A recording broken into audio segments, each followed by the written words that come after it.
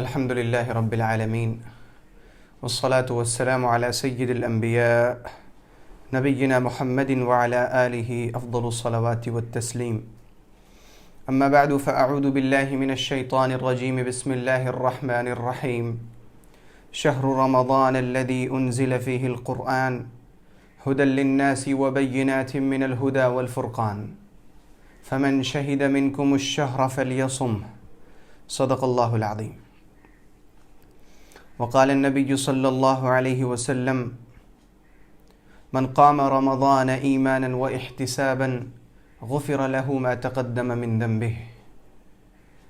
آج علمی مجلس کی اس 8ویں نشست میں آپ تمام حضرات کا استقبال کرتا ہوں اور اللہ رب العزت کا بہت شکر گزار ہوں کہ اس نے ہمیں رمضان المبارک جیسی عظیم اور بیش بہا نعمت سے مالا مال اور سرفراز کیا ہے.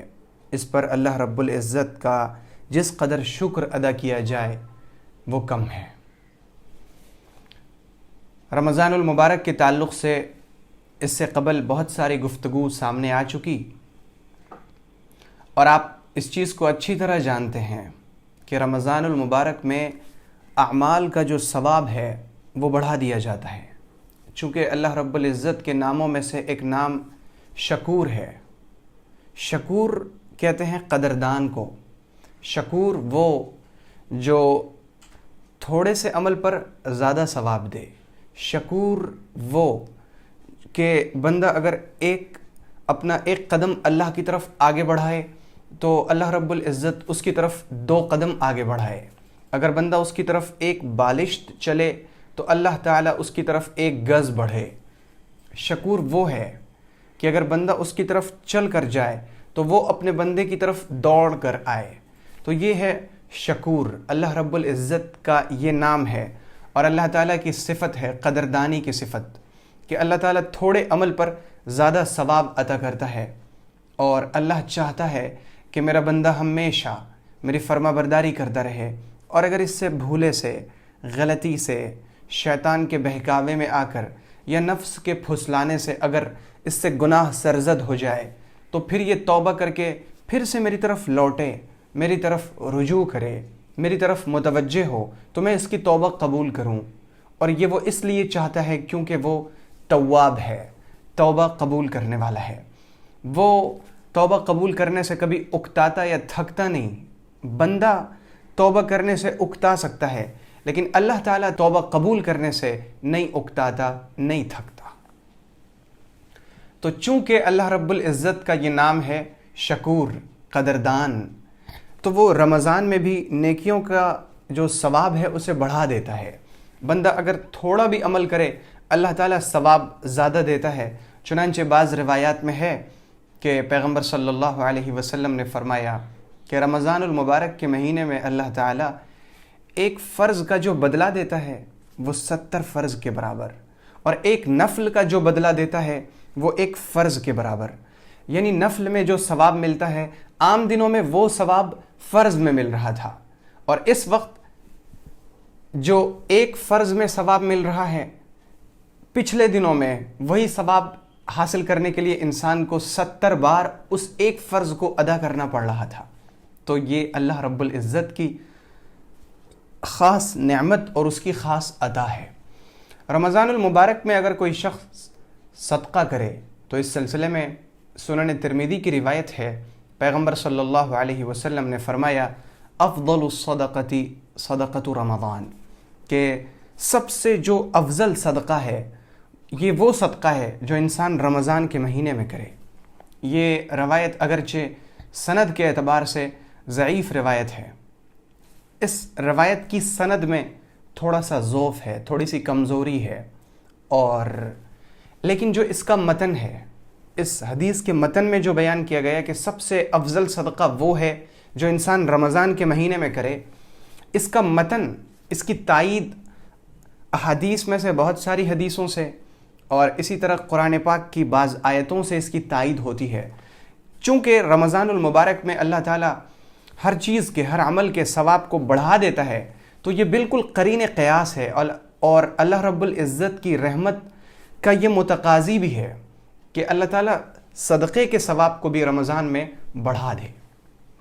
بہرحال ہماری گفتگو کا جو موضوع ہے وہ ہے رمضان المبارک کے مہینے میں نیکیاں کرنا۔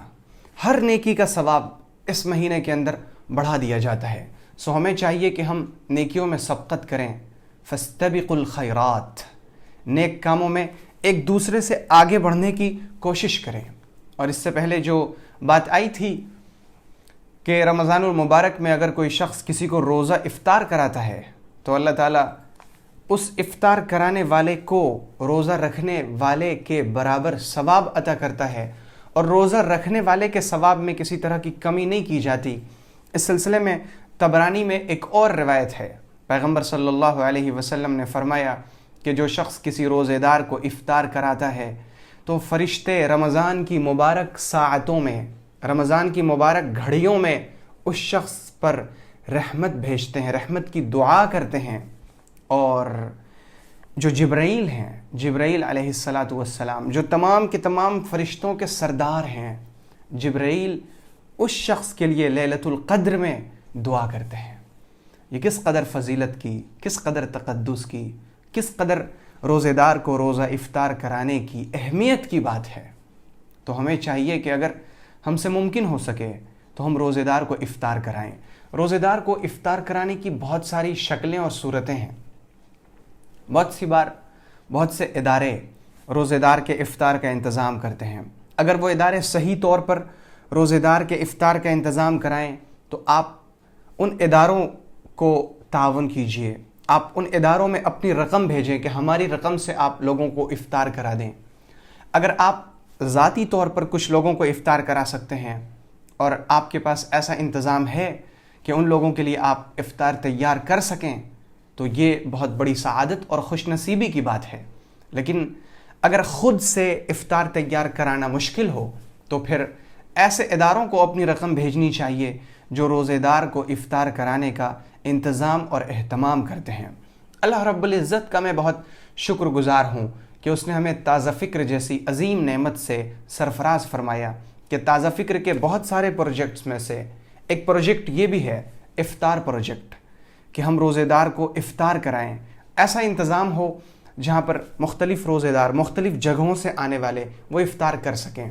اور چونکہ اس وقت پورے ملک میں لاک ڈاؤن جیسی صورتحال نافذ ہے، اس وجہ سے ہمارا جو یہ پروجیکٹ ہے یہ صحیح طور پر اور پورے طور پر کام نہیں کر رہا ہے، لیکن پھر بھی ہم اس وقت بھی الحمدللہ کئی جگہوں پر روزے دار کے افطار کا انتظام کر رہے ہیں، اور اس وقت اس پر اللہ رب العزت کا جس قدر شکر ادا کیا جائے وہ کم ہے۔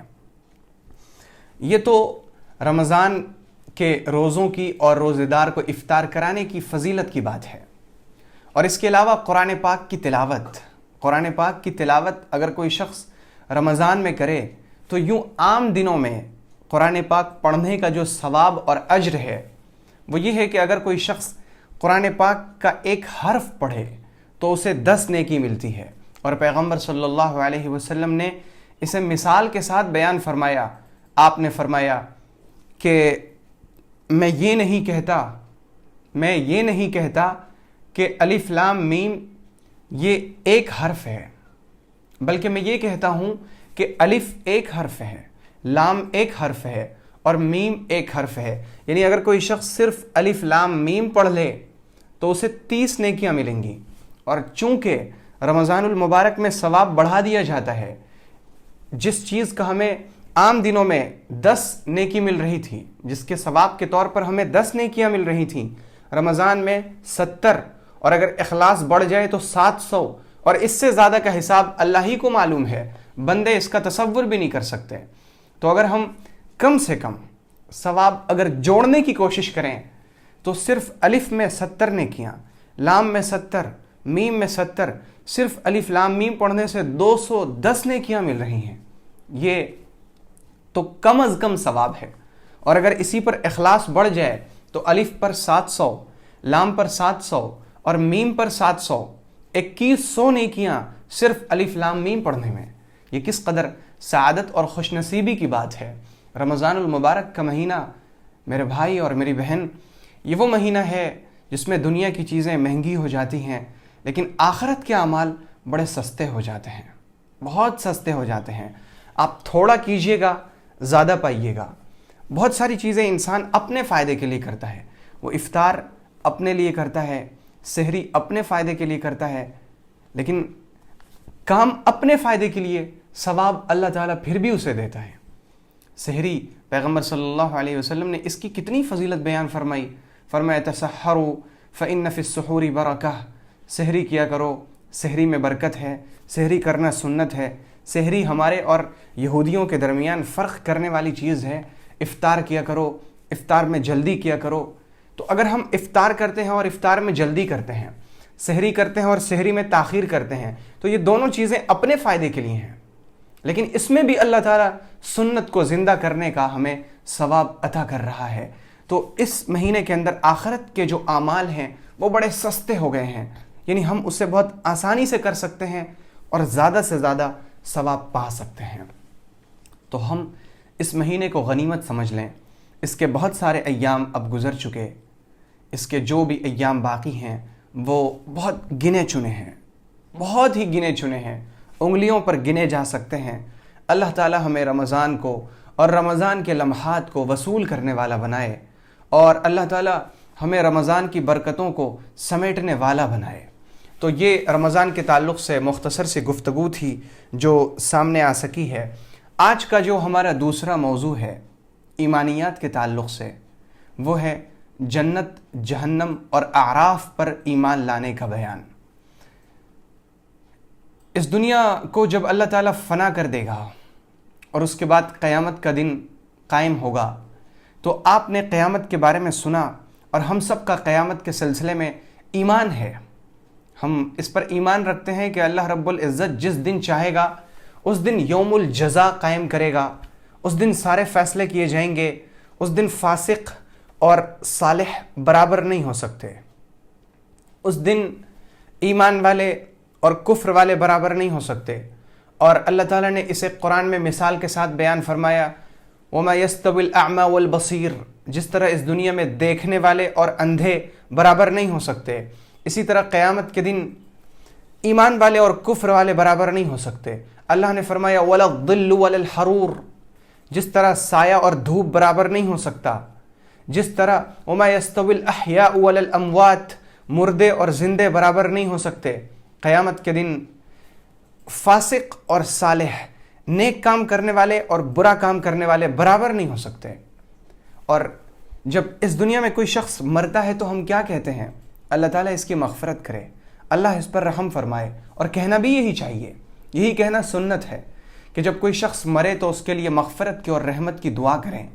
لیکن اگر کوئی شخص مرا ہے اور وہ گناہ کبیرہ کا اس دنیا میں مرتکب تھا، فسق کیا کرتا تھا، فجور کی زندگی بسر کیا کرتا تھا، بڑے بڑے گناہوں میں مبتلا رہا کرتا تھا، اس کے اندر حسد بھی تھا، تکبر بھی، حب جاہ بھی، مال کی محبت بھی، دنیا کی رغبت بھی، اور وہ سود بھی کھایا کرتا تھا، جھوٹ بھی بولا کرتا تھا، نماز بھی چھوڑا کرتا تھا، پھر بھی ہم اس کے لیے کہیں گے اللہ اس کو معاف کرے، اس کے گناہوں کو بخش دے، اسے جنت میں جگہ عطا فرمائے، اپنی جوار رحمت میں رکھے۔ لیکن ایسا نہیں کہ ہمارے کہنے سے صرف اللہ تعالیٰ اس کی بخشش کر دے گا، اس کی مغفرت کر دے گا، بلکہ اس کا فیصلہ اللہ کے ذمہ ہے۔ اور اگر اللہ تعالیٰ پوری دنیا کے تمام فاسقوں اور فاجروں کے بارے میں یہ فیصلہ کر دے کہ تمام فاسق اور فاجر کو میں نے اپنی رحمت سے بخش دیا، تو یہ بے شک اللہ کا عدل ہے۔ لیکن قرآن پاک میں اور احادیث میں جو قانون بیان کیا گیا ہے اللہ کا، وہ قانون یہ ہے کہ فاسق اور صالح برابر نہیں ہو سکتے۔ اللہ تعالیٰ بہت سارے فاسقوں کو بغیر حساب و کتاب کے جنت میں داخل فرمائے گا، بے شک فرمائے گا، لیکن یہ استثناء ہے، ایکسیپشن ہے، اور استثنائی کیس یہ کم ہوتے ہیں۔ ایسا نہیں کہ اللہ تعالیٰ استثناء میں پورے قانون کو بدل دے کہ تمام کے تمام فاسقوں کو جنت میں داخل فرما دے، ایسا نہیں ہے، یہ خود اللہ کا قانون نہیں ہے۔ تو اللہ تعالیٰ جس دن چاہے گا یوم الجزا قائم کرے گا، اور اس دن کی شان یہ ہے یعرف المجرمون بسیماہم فیؤخذ بالنواصی والاقدام، کہ اس دن جو مجرمین ہوں گے، جو کرمنلز ہوں گے، وہ اپنی نشانیوں سے پہچان لیے جائیں گے، یہ مجرم ہے، یہ فاسق ہے، یہ کافر ہے، یہ ظالم ہے، اور اس دن ان کو پیشانیوں کو پکڑ کر گھسیٹا جائے گا، یا پھر ان کی ٹانگوں کو پکڑ کے ان کی پیشانیاں زمین پر ٹکی رہیں گی، ٹانگوں کو اٹھا لیا جائے گا، وہ پیٹ کے بل ہوں گے اور انہیں گھسیٹ کر جہنم کی طرف کھینچا جائے گا۔ تو اس دن کچھ لوگوں کے لیے جنت کا فیصلہ کیا جائے گا اور کچھ لوگوں کے لیے جہنم کا۔ جنت اور جہنم یہ دونوں چیزیں پیدا کی جا چکی ہیں، ایسا نہیں کہ اللہ تعالیٰ قیامت کے دن انہیں پیدا کرے گا، بلکہ جنت بھی پیدا ہو چکی ہے اور جہنم بھی پیدا ہو چکی ہے۔ اس کے اوپر ایمان لانا ہمارے لیے فرض ہے، ہم پر فرض ہے کہ ہم ایمان لائیں کہ جنت موجود ہے اور اللہ تعالیٰ نے جنت کو پیدا کیا ہے اور اس میں اپنے نیک بندوں کو داخل کرے گا۔ اس چیز پر ایمان رکھنا ہمارے لیے فرض ہے، ہم پر فرض ہے کہ ہم جنت پر ایمان لائیں۔ جنت کیا ہے؟ جنت اللہ تعالیٰ کی رحمتوں کا مرکز ہے۔ جنت اللہ کے صفت رحمان اور صفت رحیم، صفت غفار کا، صفت غفور کا، صفت شکور کا مظہر ہے۔ اللہ تعالیٰ نے جنت کو اپنی رحمت سے پیدا کیا اور اس نے جنت کے اندر تمام نعمتیں رکھی ہیں۔ سب سے ادنا درجے کے جنتی کو جو جنت ملے گی وہ اس دنیا سے 7 گنا اور بعض روایات کے مطابق 20 گنا زیادہ بڑی ہوگی۔ یہ تو صرف حجم اور سائز کی بات ہے۔ اگر ہم اس کی صفات کے بارے میں بات کریں تو سب سے ادنا درجے کے جنتیوں کو جو جنت ملے گی، اس کی جو دیواریں ہیں اس میں 1 اینٹ سونے کی ہے اور 1 اینٹ چاندی کی ہے۔ اس کے جو گارے ہیں، یعنی اس دنیا میں ان دیواروں کو جوڑنے کے لیے سیمنٹ کا اور بالو کا، ریت کا استعمال کیا جاتا ہے۔ وہاں کے پتھروں کو جوڑنے کے لیے، یعنی سونے اور چاندی کی اینٹوں کو جوڑنے کے لیے جن چیزوں کا استعمال کیا گیا ہے وہ مشک ہے، زعفران ہے، یعنی مشک اور زعفران کا گارا بنا کر پھر اینٹوں کو جوڑا گیا۔ اس کے اندر دیواروں میں جگہ جگہ یاقوت اور زمرد جڑے ہوئے ہیں، اور اس کے بعد اس جنت میں بے شمار ادنا درجے کے جنتیوں کو جو جنت ملے گی، اس ایک جنت میں بے شمار محل ہوں گے، اور وہ سب ایک ایک محل ایک ایک موتی سے تراش کر بنایا ہوا، اور اس محل میں ہزاروں طرح کے خیمے ہوں گے۔ خیمے میں بہت اچھے عمدہ قالین بچھے ہوئے اور بہترین گدے لگے ہوئے، بستر لگے ہوئے، بہترین اعلیٰ قسم کے صوفے لگے ہوئے، کرسیاں سجی ہوئیں، اور جدھر جا رہے ہیں ادھر سے آواز آ رہی ہے، سلام قولا من رب الرحیم، سلام قولا من رب الرحیم۔ اور اس میں چھوٹے چھوٹے بچے وہ شراب کے آبگینے پکڑے ہوئے، ان کے ہاتھوں میں گلاس اور ان کے ہاتھوں میں پیالے، خوبصورت سب پیالے، اور وہ ہاتھوں میں اسے لیے کھڑے ہوں گے آپ کی خدمت کے لیے ہر وقت تیار۔ یہ ہے وہ جنت جسے اللہ تعالیٰ نے تیار کیا ہے۔ ہر جنتی کی جو جنت ہوگی اس میں نہریں ہوں گی، دودھ کی نہر، شراب کی نہر، ٹھنڈے اور عمدہ پانی کی نہر ہوگی، اور ایسی نہریں ہوں گی کہ جن کا پانی بہت زیادہ دن رہنے کی وجہ سے خراب نہیں ہوگا، وہ دودھ خراب نہیں ہوگا، شراب خراب نہیں ہوگی، اور وہ شراب بھی ایسی جسے پینے کے بعد نہ سر میں درد ہوگا، لا یصدعون عنها ولا ينزفون، نہ سر میں درد ہوگا، نہ نشہ آئے گا، نہ انسان اس شراب کو پینے کے بعد بہکی بہکی باتیں کرے گا۔ یہ اس جنت میں جو داخلے کا منظر ہوگا وہ منظر بڑا عجیب ہوگا۔ جب تمام فیصلے قیامت کے دن ہو جائیں گے تو پھر لوگ گروہوں میں اور جماعتوں میں بڑھ جائیں گے۔ تمام کے تمام انبیاء کرام اپنی اپنی جماعتوں کو لیے جنت کی طرف چلیں گے۔ جنت جب سامنے آئے گی تو جنت کے سارے دروازے کھول دیے جائیں گے، اور پھر سب سے پہلے ہمارے نبی حضرت محمد مصطفیٰ صلی اللہ علیہ وسلم اس شان سے جنت میں داخل ہوں گے کہ آپ جنت کی سواری براق پر بیٹھے ہوئے ہوں گے، فرشتے براق کی نکیلیں اپنے ہاتھوں میں تھامے ہوئے ہوں گے، جبرائیل بالکل آگے آگے ہوں گے، اور پھر ہمارے نبی صلی اللہ علیہ وسلم سب سے پہلے جنت میں اپنی جماعت کے ساتھ داخل ہوں گے. آپ کے ساتھ ابو بکر، عمر، سیدہ فاطمۃ الزہرا، سیدہ عائشہ صدیقہ رضی اللہ عنہا، حضرت عثمان، حضرت علی رضی اللہ عنہم اجمعین، اور بقیہ تمام صحابہ کرام، اور پھر صالحین مومنین کی جماعت، یہ سب داخل ہوگی. انبیاء کرام اور ان کی امتی اس جنت کے اندر داخل ہوں گے. راستے میں ایک حوض ملے گا، اس حوض سے ہو کر تمام جنتیوں کو گزرنا پڑے گا. اس حوض سے ہو کر جب سارے لوگ گزریں گے تو ان کے دل کی گندگیاں دھل جائیں گی. وہ جو تھوڑی بہت ایک دوسرے کے لیے تھوڑی سی کھوٹ، تھوڑی سی تکلیف باقی بچی ہوگی، وہ اس حوض میں داخل ہونے کے بعد سارا کچھ دھل جائے گا. پھر جنتیوں کو کبھی یہ بھی نہیں لگے گا کہ اس شخص کو مجھ سے زیادہ درجہ کیوں ملا. یہ چھوٹی سی سوچ بھی انسان کے ذہن میں نہیں آ سکتی. یہ سب کچھ دھلا چلا جائے گا. یہ ہے جنت میں داخلے کا منظر. اللہ رب العزت ہمیں ان لوگوں میں شامل فرمائے جو اول وہلہ میں، پہلے مرحلے میں جنت میں داخل ہوں. اللہم ادخلنا الجنہ. یہ ہے جنت، اور جنت پر ایمان لانا ہر مسلمان پر، ہر مومن بندے پر فرض ہے. دوسری چیز جس کے اوپر ایمان لانا فرض ہے وہ ہے جہنم. اسی دن یوم الجزا کے دن جب کچھ لوگوں کے لیے جہنم کا فیصلہ کیا جائے گا، وہ لوگ جنہوں نے دنیا کے اندر حلال و حرام میں تمیز نہیں کیا، وہ لوگ جو کافر رہے، جنہوں نے اللہ کی مخلوق پر ظلم کیا، جنہوں نے لوگوں کو ستایا، جنہوں نے اپنے جملوں سے لوگوں کو تکلیف پہنچائی، جنہوں نے اپنے انداز اور اپنے لہجوں سے دوسروں کے ذہن کے سکون کو غارت اور ختم کیا. ایسے لوگ جو اپنے دل میں دوسروں کے لیے تکلیف، بغض، حسد، نفرت، کینہ، ڈاہ رکھا کرتے تھے، وہ لوگ جنہوں نے تکبر کیا، وہ لوگ جو سود کھایا کرتے تھے، وہ لوگ جو شراب کے نشے میں رہا کرتے تھے، وہ لوگ جنہوں نے نماز کو جان بوجھ کر چھوڑا تھا، وہ جنہوں نے روزوں کی بے حرمتی کی تھی، ایسے لوگ، ان کے لیے جہنم کا فیصلہ کیا جائے گا. اور یہ جہنم میں کیسے داخل ہوں گے؟ ایک طریقہ تو یہ ہوگا کہ جہنم خود چنگھاڑے گی، 70,000 فرشتے اسے کھینچیں گے تو بھی انہیں کھینچنے میں پریشانی اور دقت ہوگی. دوسرا طریقہ ہوگا کہ جب پلسرات سے لوگ گزریں گے تو وہاں پر پلسرات پر موجود جو آنکڑے نکلے ہوئے ہوں گے وہ انہیں پکڑ پکڑ کر کھینچ کر جہنم کے اندر داخل کر دیں گے.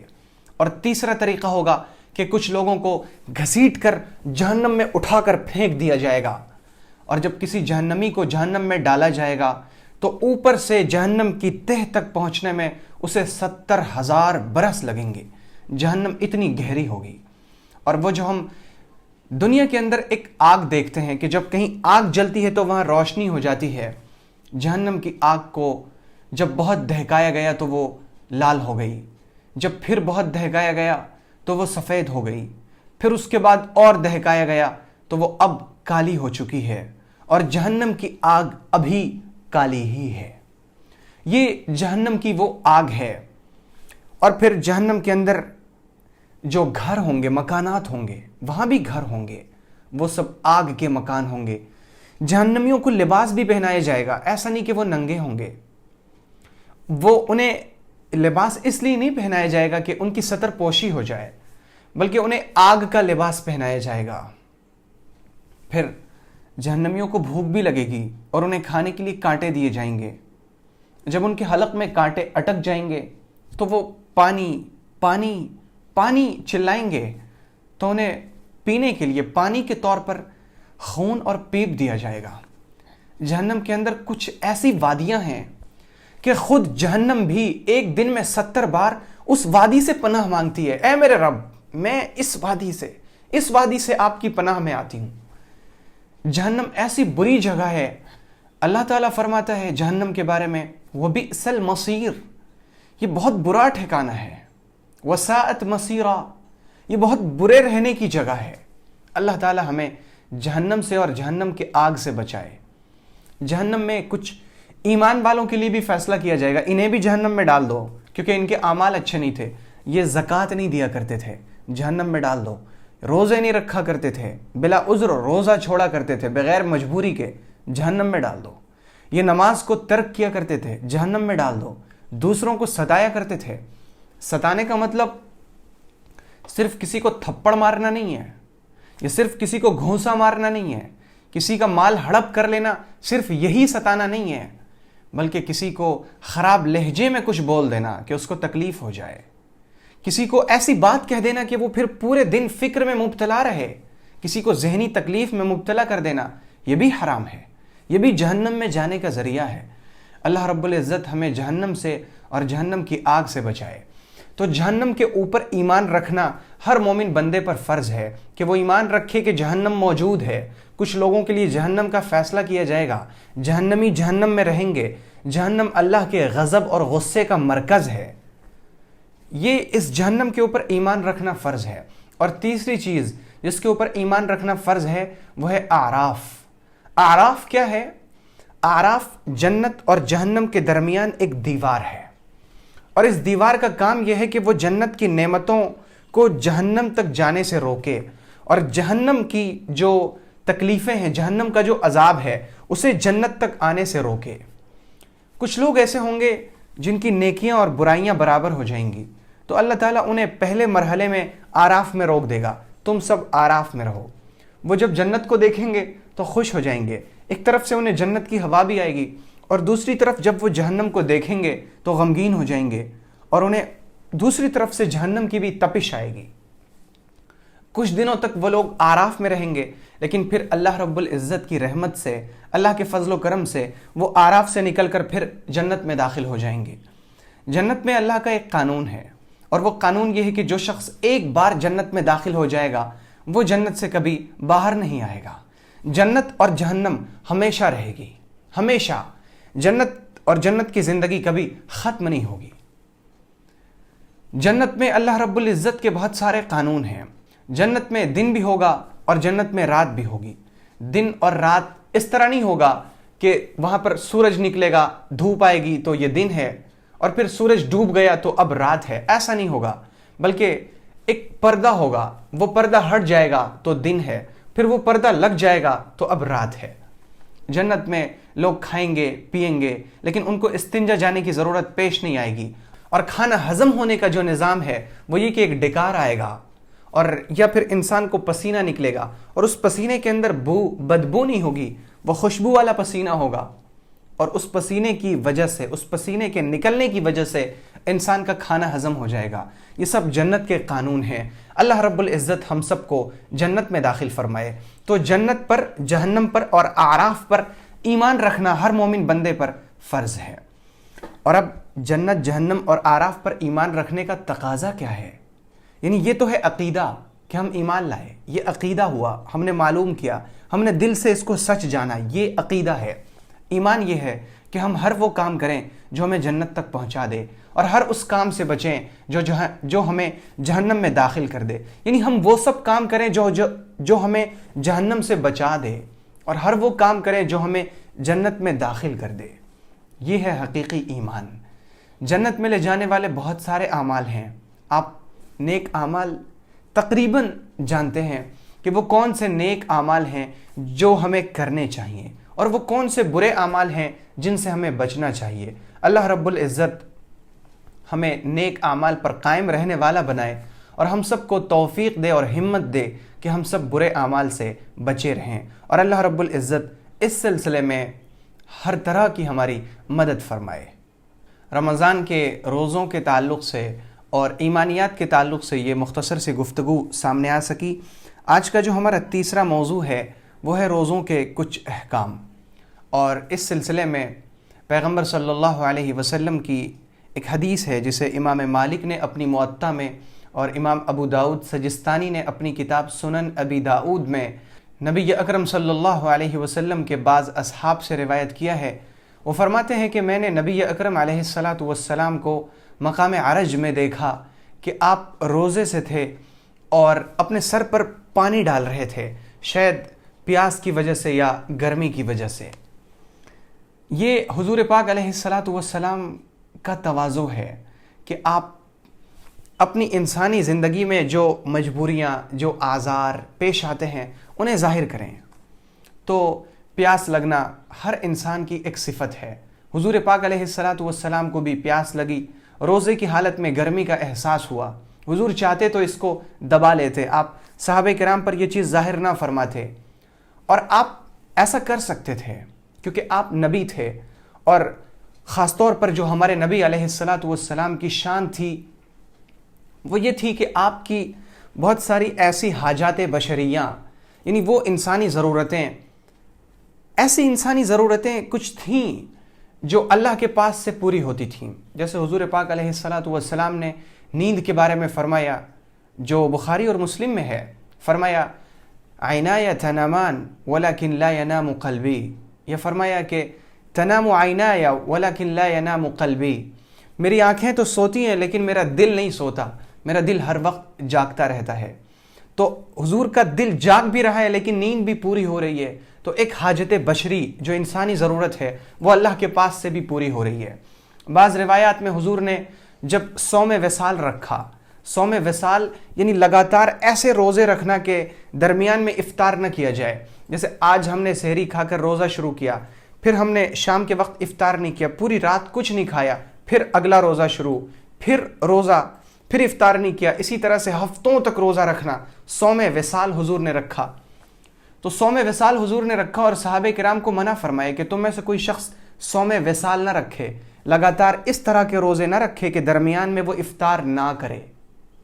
اس سے حضور نے منع فرمایا صحابہ کو، اور اپنے بارے میں فرمایا کہ ذکر اللہ رب العزت کا جو ذکر ہے یہ میری غذا ہے، مجھے ذکر سے غذا ملتی ہے. تو حضور پاک کے بھوک کی جو ضرورت ہے وہ بھی اللہ کے ذکر سے پوری ہو رہی ہے. تو حضور علیہ السلام کو روزے کی حالت میں جو گرمی لگی یا پیاس لگی، آپ چاہتے تو اسے ذکر سے ختم فرما سکتے تھے، لیکن حضور نے اپنی اس حاجت بشری کو ظاہر کیا. آپ نے اپنے سر پر پانی انڈیلا کہ نہیں، میں انسان ہوں اور انسانی ضرورتیں میرے ساتھ بھی وابستہ ہیں، اور یہ انسانی مجبوری ہے کہ پیاس کی حالت میں یا گرمی کی حالت میں پانی سے اسے تسکین ملتی ہے. تو حضور نے اپنے سر پر پانی انڈیلا. یہ حضور کی صلی اللہ علیہ وسلم کی تواضع ہے.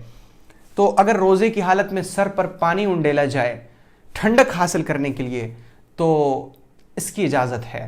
اس سے روزے میں کسی طرح کا کوئی فرق نہیں آتا. اور اگر کوئی شخص یہ سوچ کر نہائے، یہ سوچ کر پانی سر پر انڈیلے، اپنے سر کو بھگوئے کہ حضور پاک صلی اللہ علیہ وسلم نے روزے کی حالت میں پیاس اور گرمی کی وجہ سے اپنے سر پر پانی ڈالا ہے تو میں بھی ڈالوں، تو میں سمجھتا ہوں کہ اللہ رب العزت اسے اس سنت پر عمل کرنے کا ثواب بھی عطا کرے گا انشاءاللہ. روزے کے احکام کے تعلق سے ایک دوسری روایت ابو داؤد کی ہے.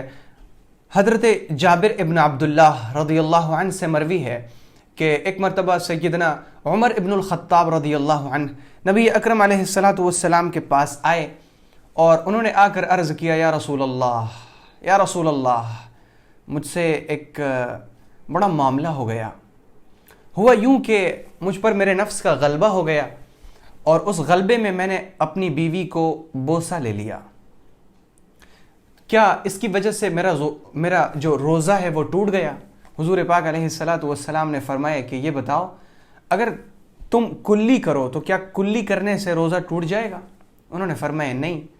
تو پیغمبر علیہ السلام نے فرمایا کہ پھر اگر تم نے بوسہ لیا، اپنی بیوی کو بوسہ لیا، تو اس سے بھی تمہارا روزہ نہیں ٹوٹتا جس طرح کلی کرنے سے نہیں ٹوٹتا، کیونکہ بوسہ لینے کی وجہ سے کوئی بھی چیز انسان کے پیٹ کے اندر نہیں جاتی، تو اس کی وجہ سے انسان کا روزہ نہیں ٹوٹتا. لیکن اگر کسی شخص نے اپنی بیوی کو اس طور پر بوسہ لیا کہ بیوی کے منہ کا پانی یہ اپنے منہ کے اندر، اپنے پیٹ کے اندر ڈال لے، یعنی منہ کا پانی پی لے، تو اس کی وجہ سے اس شخص کا روزہ ٹوٹ جائے گا. لیکن اگر اس طور پر بوسہ لیا جائے کہ اس کی وجہ سے ایک دوسرے کے منہ کا پانی دوسرے کے پیٹ کے اندر نہ جائے تو پھر اس کی وجہ سے روزہ نہیں ٹوٹتا. یہ سنن ابی داؤد کی روایت ہے.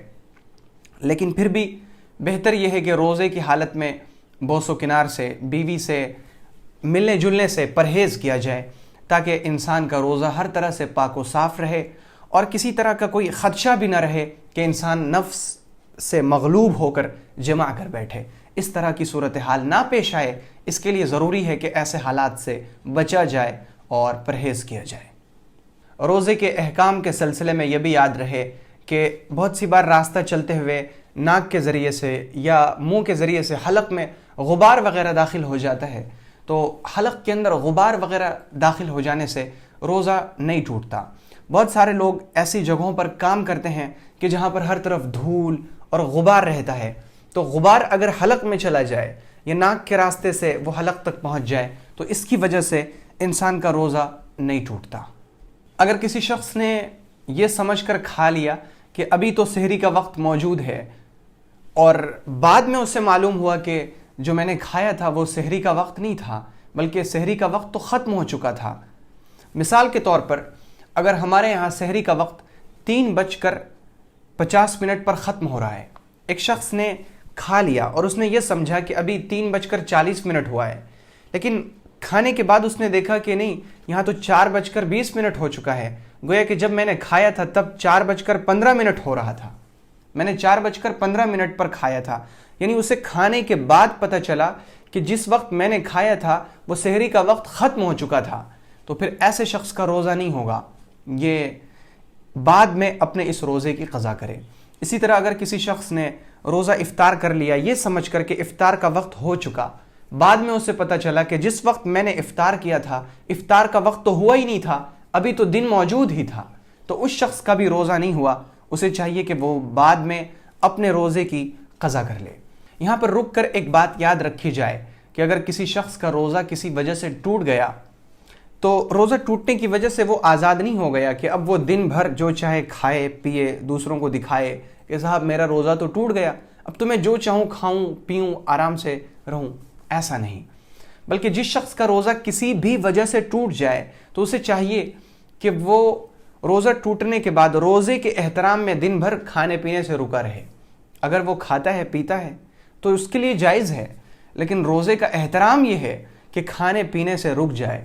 اور روزے کا احترام بھی تو ایسی چیز ہے کہ اگر کوئی شخص روزے کے احترام میں روزہ ٹوٹنے کے بعد بھی کھانے پینے سے بچا رہے گا، رکا رہے گا، تو اللہ تعالیٰ اسے روزہ کا احترام کرنے کا ثواب عطا فرمائے گا۔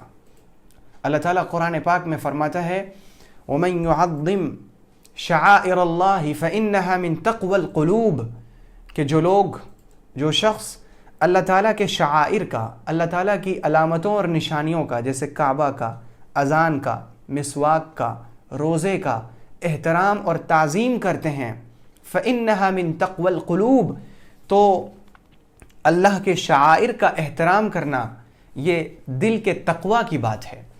آپ اور ہم مسجد میں دنیاوی گفتگو کیوں نہیں کرتے؟ اسی لیے تو نہیں کرتے نا کہ مسجد اللہ کے شعائر میں سے ہے، اور اللہ کے شعائر کی تعظیم کرنا یہ دل کے تقوی کی بات ہے۔ کعبہ کی طرف اگر کوئی شخص پاؤں کرے فقہ کے اعتبار سے جائز ہے، وہ پاؤں کر سکتا ہے۔ کعبہ کی طرف اگر کوئی شخص پاؤں کر کے لیٹے یا بیٹھے، فقہ کی تمام کتابوں میں دیکھیے جائز ہے کہ کعبہ کی طرف پاؤں کیا جائے، لیکن کعبہ اللہ کے شعائر میں سے بہت بڑا شعار ہے، اور اس کی تعظیم کرنا یہ دل کے تقوی کی بات ہے۔ تو کعبہ کی طرف ہم پاؤں اسی لیے نہیں کرتے کیونکہ تقوی یہ ہے کہ کعبہ کی طرف پاؤں نہ کیا جائے۔ تو اگر کسی شخص کا روزہ کسی وجہ سے ٹوٹ جاتا ہے تو روزے کے احترام میں دن بھر کھانے پینے سے اسے بچنا اور رکنا چاہیے۔ تو روزوں کے تعلق سے یہ چند احکام تھے جو آج بیان کیے جا سکے، اور آج کا جو ہمارا چوتھا موضوع ہے وہ ہے زکوٰۃ کے کچھ احکام۔ زکوٰۃ کن لوگوں پر فرض ہے، زکوٰۃ کن کو دیا جائے، زکوٰۃ کس مال پر فرض ہوتا ہے، یہ بیان کیا جا چکا۔ آج ہم گفتگو کریں گے کہ وہ کون سے رشتہ دار ہیں جنہیں زکوٰۃ دیا جا سکتا ہے، اور وہ کون سے رشتہ دار ہیں جنہیں زکوٰۃ نہیں دیا جا سکتا۔ اس سلسلے میں ایک اصول یاد رہے کہ دو طرح کے رشتہ داروں کو زکوٰۃ کی رقم نہیں دی جا سکتی، ایک ہے انسان کے اصول اور ایک ہے انسان کا فروع۔ اصول کا مطلب ہے ماں باپ، اسی طرح سے دادا، اور پھر دادا کا باپ، دادا کا دادا، دادا کے دادا کا باپ، دادا کے دادا کا دادا، ان لوگوں کو زکوٰۃ نہیں دی جا سکتی۔ اور دادا کے ساتھ دادی بھی آ گئی، دادا دادی، پر دادا پر دادی، یعنی ہر مرد کے ساتھ آپ عورت کو بھی شامل کریں۔ اسی طرح سے انسان اپنی ماں کو، پھر نانا کو، نانی کو، نانا کے باپ کو، نانا کی ماں کو، نانا کے دادا کو، اور نانا کے کی دادی کو، نانا کے نانا کو اور نانا کی نانی کو، یعنی یہ جن لوگوں سے انسان کا نسبی رشتہ ہے اوپر، ان لوگوں کو زکوٰۃ کی رقم نہیں دی جا سکتی۔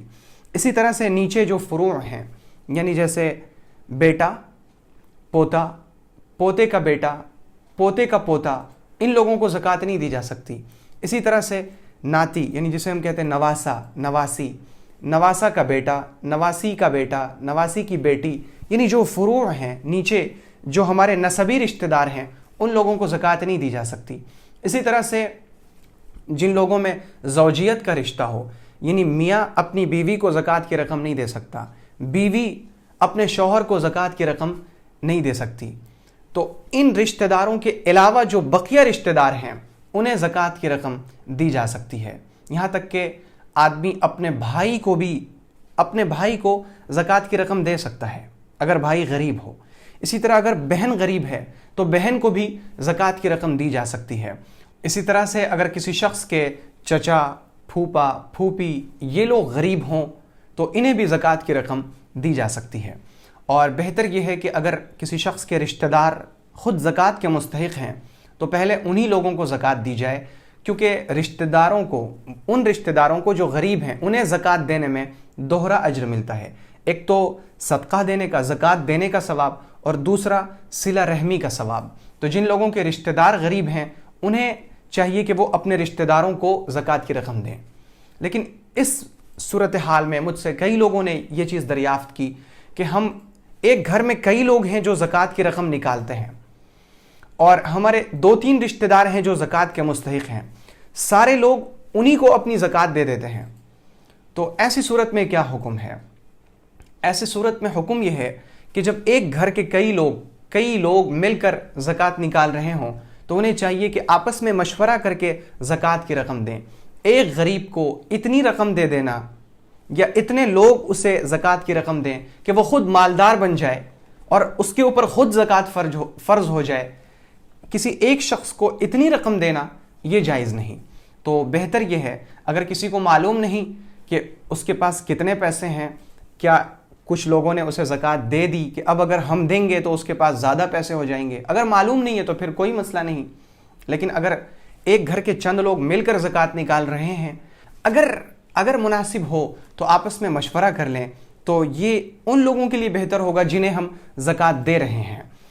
اور اگر رشتہ داروں کی ضروریات دوسری جگہ سے پوری ہو جائیں تو پھر ایسی جگہوں میں زکوٰۃ بھیجنی چاہیے جہاں پر کہ مستحق لوگ زیادہ ہیں، یا ایسے اداروں کو اپنی زکوٰۃ کی رقم دی جائے جو ادارے زکوٰۃ کی رقم کو صحیح مصرف میں صحیح طریقے سے استعمال کر رہے ہوں۔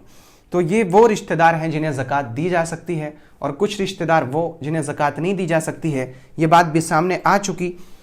اب کچھ لوگ اور ہیں جنہیں زکوٰۃ نہیں دی جا سکتی، اور یہ وہ لوگ ہیں جو بنو ہاشم میں سے ہیں، نبی اکرم صلی اللہ علیہ وسلم کے اہل میں سے ہیں، اہل بیت میں سے ہیں، حضرت فاطمہ رضی اللہ عنہا کی اولاد میں سے ہیں، یا وہ فاطمہ کی اولاد میں سے تو نہیں ہیں لیکن کسی بھی طرح سے وہ بنو ہاشم میں سے ہیں، یعنی سادات جنہیں ہم کہتے ہیں، ان کو زکوٰۃ کی رقم نہیں دی جا سکتی۔ اور اس سلسلے میں بے شمار احادیث ہیں جن میں پیغمبر صلی اللہ علیہ وسلم نے فرمایا کہ ہم اہل بیت صدقہ نہیں کھاتے، ہمارے لیے زکوٰۃ لینا حلال نہیں ہے۔ اور پیغمبر علیہ السلام نے بعض روایات میں اس کی وجہ بھی بیان فرمائی۔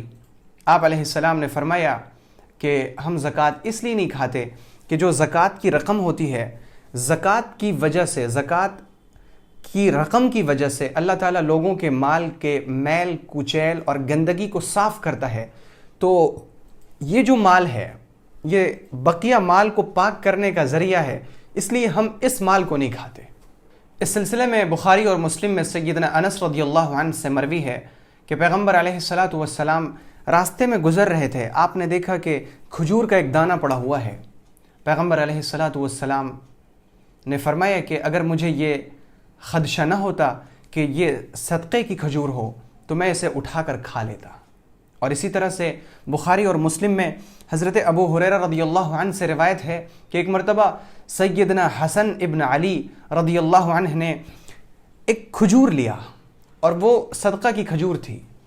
حضور پاک علیہ الصلاۃ والسلام نے ان سے فرمایا کخ کخ، پھینکو پھینکو، تمہیں نہیں معلوم اما شعرت انا لا ناکل الصدقہ، بیٹے تمہیں نہیں پتا کہ ہم صدقہ نہیں کھاتے؟ تو صدقہ بنو ہاشم کے لیے زکوٰۃ کی رقم لینا، صدقے کی رقم لینا یہ جائز نہیں۔ بنو ہاشم اور نبی اکرم علیہ الصلاۃ والسلام کے خاندان والوں میں سے کسی کو اگر دیا جائے تو ہدیہ دیا جائے۔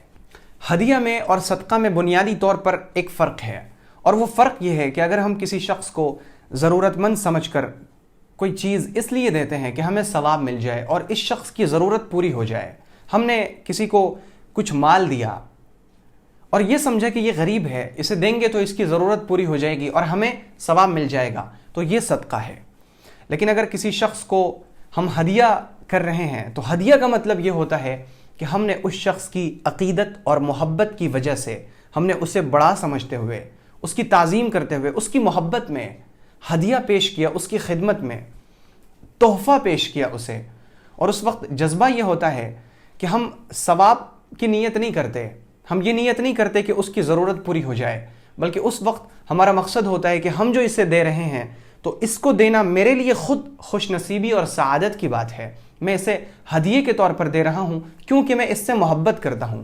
تو ہدیہ میں جو اصل وجہ ہوتی ہے عقیدت اور محبت وجہ ہوتی ہے، اور صدقے میں جو وجہ ہوتی ہے وہ دوسرے کی ضرورت پوری کرنا اور خود ثواب حاصل کرنا، یہ مقصد ہوتا ہے۔ تو بنیادی طور پر ہدیہ میں اور صدقہ میں یہ فرق ہے، لیکن اللہ تعالیٰ ہدیہ میں اور صدقہ میں جو ثواب دیتا ہے تو اس سلسلے میں یہ یاد رہے کہ ثواب کا جو دار و مدار ہے وہ اخلاص کے اوپر ہے۔ اگر صدقے کے اندر کوئی شخص یہ نیت کر لے کہ لوگ مجھے اچھا کہیں تو آپ یقین کیجئے کہ اسے ثواب نہیں بلکہ گناہ ملے گا۔ اور ہدیے میں اگر کوئی شخص یہ نیت کرے کہ میں اسے ہدیہ اس لیے دے رہا ہوں تاکہ میری محبت بڑھ جائے، میں ہدیہ اس لیے دے رہا ہوں تاکہ نبی اکرم علیہ الصلاۃ والسلام کی جو سنت ہے ہدیہ لینے اور دینے کی، اس سنت پر عمل ہو جائے، تو اس ہدیے میں صدقہ سے زیادہ ثواب ملے گا۔ تو ہدیہ اور صدقہ جو بھی ہو، یہ جو ثواب ہے یہ اس کا جو دار و مدار ہے نا وہ انسان کی نیت اور اخلاص کے اوپر ہے۔ تو پیغمبر علیہ الصلاۃ والسلام کے اہل بیت میں سے جو لوگ ہیں، جو سادات ہیں، جو بنو ہاشم میں سے ہیں، انہیں زکوٰۃ اور صدقہ نہیں دیا جا سکتا، انہیں جب بھی دیا جائے ہدیہ دیا جائے۔ ہدیہ کے بارے میں پیغمبر علیہ السلام نے فرمایا تہادو تحابو، ہدیہ لیا دیا کرو، محبت آپس میں بڑھے گی۔ تو یہ زکوٰۃ کے تعلق سے چند باتیں تھیں جو سامنے آ سکی ہیں، انشاءاللہ اس کی جو بقیہ گفتگو ہے وہ اگلی علمی مجالس میں بیان کرنے کی ہم کوشش کریں گے۔ آج کا جو ہمارا 5واں موضوع ہے وہ ہے تزکیہ۔ تزکیہ کے تعلق سے ہم نے کل سیکھا کہ ایک اچھی صفت اپنے اندر ہم پیدا کریں۔ آج ہم ایک بری صفت کے بارے میں جانیں گے اور اس صفت کو اپنے اندر سے نکالنے کی کوشش کریں گے۔ اور آج کا جو ہمارا موضوع سخن ہے وہ ہے تکبر۔ تکبر کی بنیادی طور پر 2 شکل ہوتی ہے۔ تکبر کی ایک شکل تو ہے کہ کسی سے کوئی گفتگو ہو رہی ہو، کسی سے کوئی بات ہو رہی ہو، اس میں یہ سمجھ میں آ جائے کہ میں نے جو بات کی وہ غلط تھی اور سامنے والا جو بات کہہ رہا ہے وہ صحیح ہے، اور یہ سمجھ جانے کے بعد کہ سامنے والا صحیح کہہ رہا ہے اور میں غلط کہہ رہا ہوں، پھر بھی اپنی بات پر جمے رہنا، اپنی بات کو ثابت کرنے کے لیے طرح طرح کی دلیلیں پیش کرنا، ایڑی چوٹی کا زور لگانا اور دوسرے کی صحیح بات کو قبول نہ کرنا، یہ تکبر ہے۔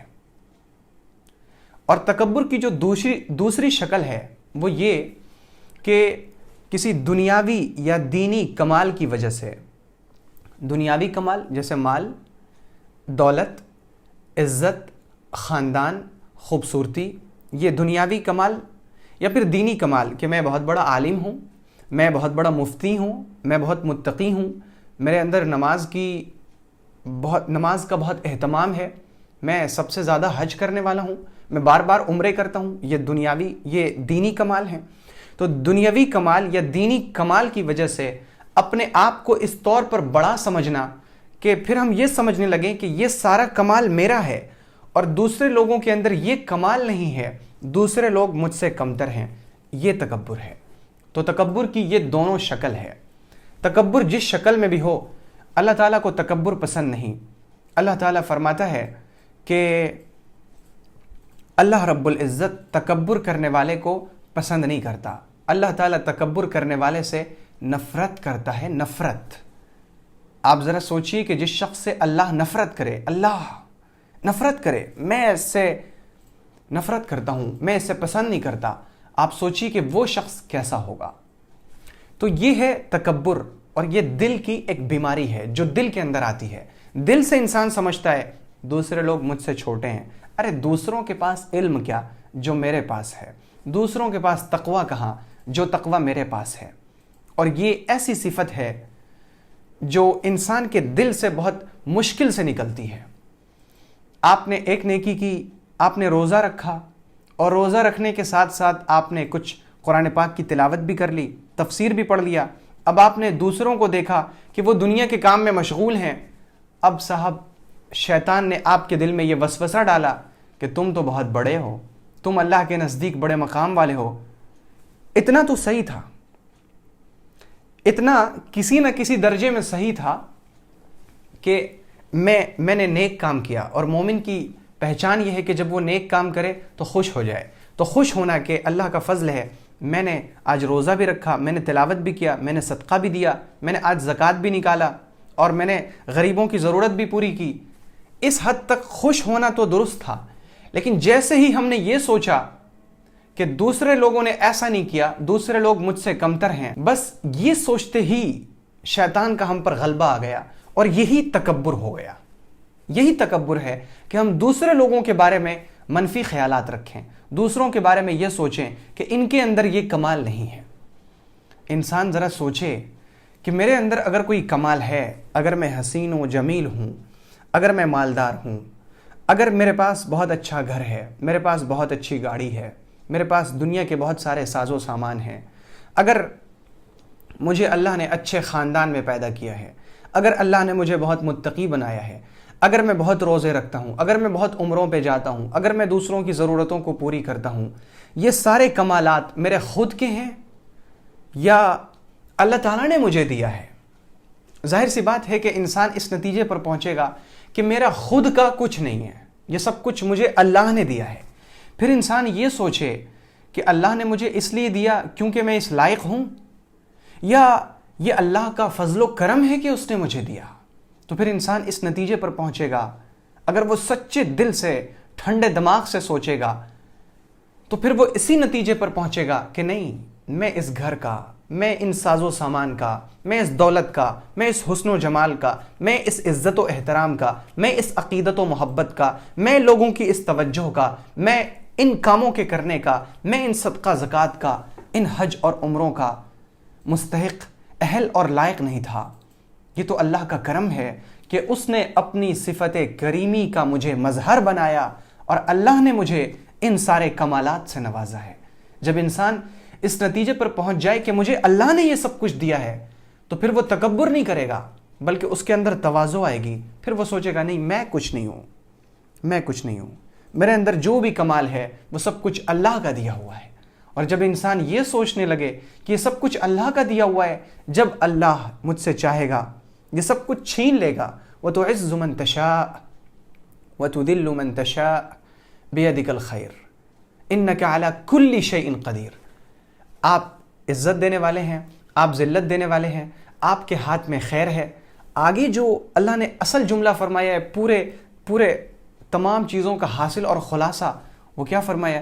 اِنَّكَ عَلَى كُلِّ شَيْءٍ قَدِيرٌ. اے میرے رب, آپ ہر چیز پر قادر ہیں, آپ اس پر قادر ہیں کہ آپ مجھ سے یہ خوبصورتی, یہ مال و دولت, یہ خاندان, یہ عزت, یہ حشمت, یہ جاہ, یہ جلال, یہ مرتبہ, یہ تقوی, یہ حسن سلوک, یہ زکوٰۃ, یہ صدقہ, یہ حج, یہ عمرے, یہ تلاوت, یہ تسبیح, یہ ذکر, یہ استغفار, یہ ہر چیز کا اہتمام, یہ اللہ والوں سے محبت, سب کچھ آپ چھین لینے پر بھی قادر ہیں.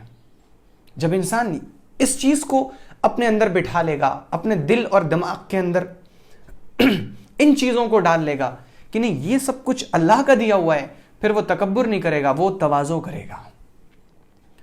انسان تکبر کیوں کرتا ہے؟ اس لیے کہ وہ بڑا ہو جائے.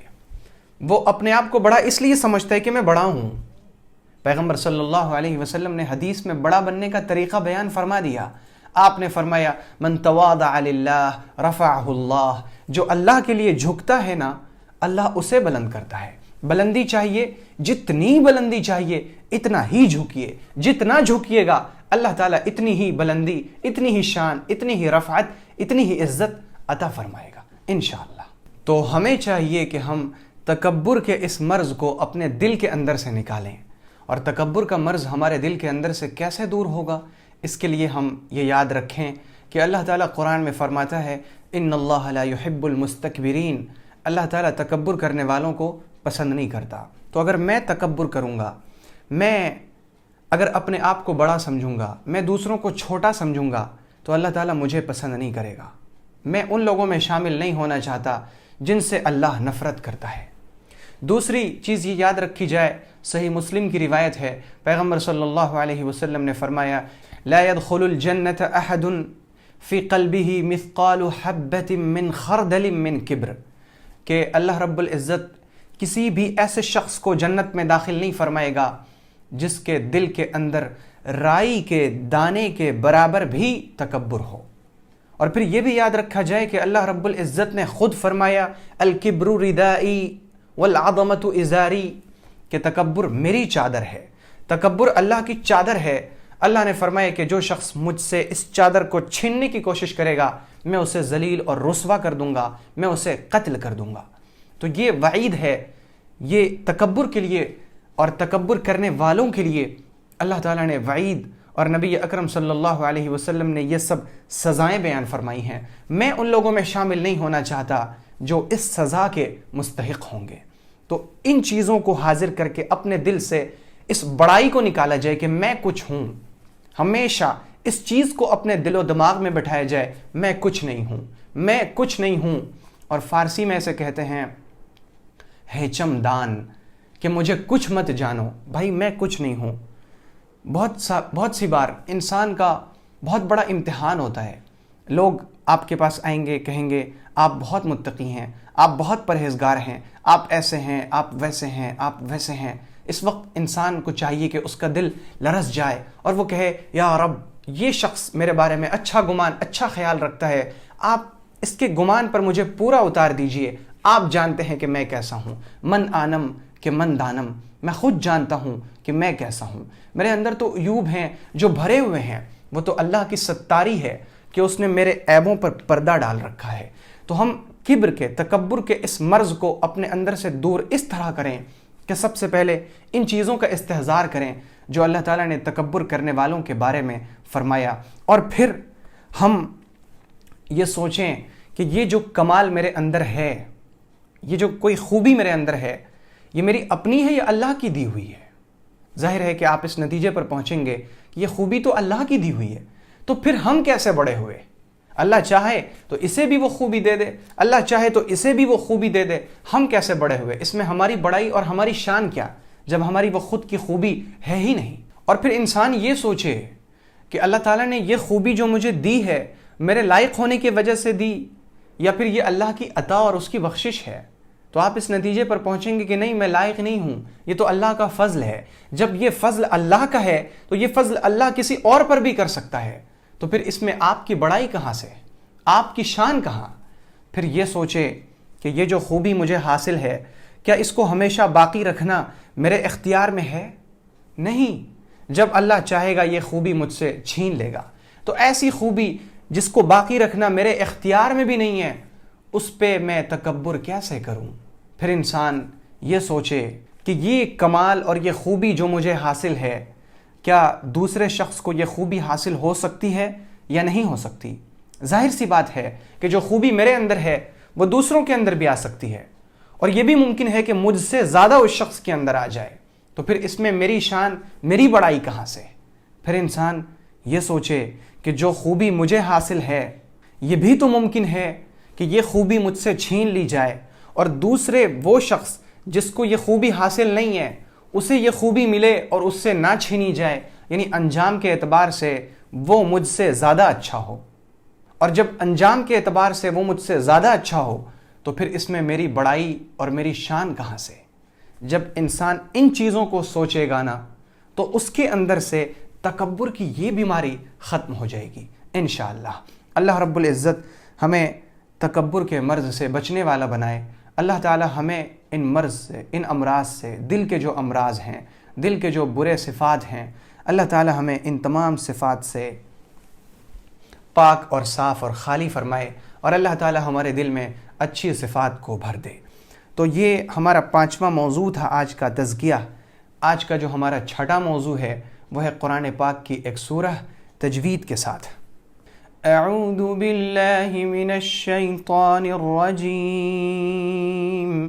بسم اللہ الرحمن الرحیم، انا اعطیناک الکوثر فصل لربک وانحر ان شانئک هو الابتر۔ ان میں جو نون ہے اس پر تھوڑا رکیں گے کیونکہ اس میں تشدید ہے، اور جہاں تشدید ہوتی ہے وہاں پر تھوڑا سا رکا جاتا ہے۔ ان، پھر یہ کہ انا کے اوپر مد ہے تو اسے کھینچا جائے گا، اور یہ چھوٹی مد ہے، اسے منیمم 2 الف اور زیادہ سے زیادہ 3 الف کھینچا جائے گا۔ انا اعطینا پہلے حمزہ ہے پھر عین ہے، اعطیناک الکوثر، اعطی حمزہ کے بعد عین اور پھر طا ہے، طا بھی موٹی ہوتی ہے۔ انا اعطیناک الکوثر، کوثر، سا کے بعد آخر میں را ہے، را سے پہلے زبر ہے اس لیے اس را کو موٹی کریں گے، الکوثر، انا اعطیناک الکوثر فصل لربک، فصل، ف کے بعد صاد ہے، صاد یہ موٹی ہوتی ہے، فصل، پھر لام وہ باریک ہوگی کیونکہ لام کے نیچے زیر ہے، پھر جو اگلا لربک میں لام ہے وہ بھی باریک ہوگی، فصل لربک، لربک، لام کو ہم پتلا کریں گے اور را ہے اس کو موٹا کریں گے کیونکہ را کے اوپر زبر ہے، فصل لربک وانحر، وانحر، ہا کے بعد جو را ہے اسے بھی ہم موٹا کریں گے کیونکہ اس سے پہلے زبر ہے، ان شانئک، شانئک هو الابتر، ابتر میں جو را ہے اسے بھی ہم موٹا کریں گے کیونکہ اس سے پہلے زبر ہے۔ اب اس کا ترجمہ ہم دیکھیں، انا بے شک ہم نے، اعطینا دیا ہے، کا تجھ کو، اے نبی صلی اللہ علیہ وسلم بے شک ہم نے آپ کو دیا ہے، الکوثر، کوثر دیا ہے۔ کوثر کسے کہتے ہیں؟ ایک مراد تو حوض کوثر دیا ہے، اور دوسرا مطلب ہے خیر کثیر، بہت زیادہ خیر دیا ہے۔ فصل لربک، فصلی، ف مانے تو صلی آپ نماز پڑھیے، لربک اپنے رب کے لیے، یعنی آپ کی جو نماز ہو وہ اللہ کے لیے ہو، دنیا کے لیے نہیں ہو، اپنے رب کے لیے نماز پڑھیے، ونحر اور آپ قربانی بھی کیجئے اللہ کے لیے، ان شانئک بے شک آپ کا دشمن، هو الابتر وہ بے اولاد رہے گا، جڑ کٹا رہے گا، نامراد رہے گا۔ کچھ لوگوں نے نبی اکرم صلی اللہ علیہ وسلم کو یہ طعنہ دیا تھا کہ آپ کے پاس مذکر اولاد نہیں ہے، یعنی بیٹا نہیں ہے، تو آپ کی جو نسل ہے نا وہ آگے نہیں چلے گی، تو کہا تھا کہ آپ تو نسل کٹے ہیں، آپ کی نسل رک گئی، کٹ گئی، ختم ہو گئی۔ وہ بیٹوں کو بڑی عزت کی چیز سمجھتے تھے، اور اللہ کے نبی صلی اللہ علیہ وسلم کو اللہ تعالیٰ نے بیٹیوں سے نوازا تھا، تو اللہ نے ان لوگوں کو جواب دیا حضور کی طرف سے، حضور نے کوئی جواب نہیں دیا، اس طعنے کا کوئی جواب نہیں دیا، اللہ نے خود جواب دیا کہ بے شک جو آپ کا دشمن ہے نا وہ جڑ کٹا ہے، وہ ایسا رہے گا کہ اس کی نسل آگے نہیں چلے گی، ابھی وہ اپنے بیٹوں پہ اتراتا ہے، اس کے بیٹوں کا انجام برا ہوگا، وہ خود بے نسل رہے گا، اور ایسا ہی ہوا۔ تو یہ سورہ کوثر کو ہم نے تجوید کے ساتھ اور ترجمے کے ساتھ پڑھا۔ اگلی سورہ ہے سورہ ماعون۔ بسم اللہ الرحمن الرحیم، ارأیت الذی یکذب بالدین فذلك الذي يدع اليتيم ولا يحض على طعام المسكين فويل للمصلين الذين هم عن صلاتهم ساهون الذين هم يراءون ويمنعون الماعون أرأيت الذي رأيت میں را کو موٹا کریں گے. أرأيت الذي میں لام کو پتلا رکھیں گے. أرأيت الذي يكذب بالدين دین میں کھینچیں گے کیونکہ یا کھینچی جاتی ہے. فذلك الذي فذلك میں جو لام ہے اسے باریک رکھیں گے, پھر الذی میں جو لام ہے اسے بھی باریک رکھیں گے. فذلك الذي يدع اليتيم, یہاں پر عین پر تشدید ہے, عین 2 مرتبہ پڑھی جائے گی, ایک تو يدع پھر دوسرا اليتیم. فذلك الذي يدع اليتیم یتیم میں بھی کھینچا جائے گا کیونکہ یا ہے.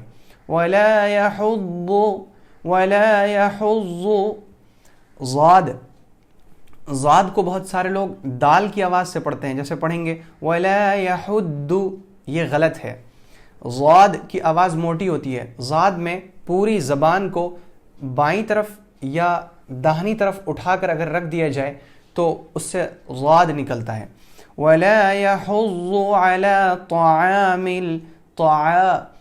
طعام المسكين, طا کے بعد عین ہے. طعام المسكين فويل للمصلين الذين هم عن صلاتهم ساهون الذين هم يراءون.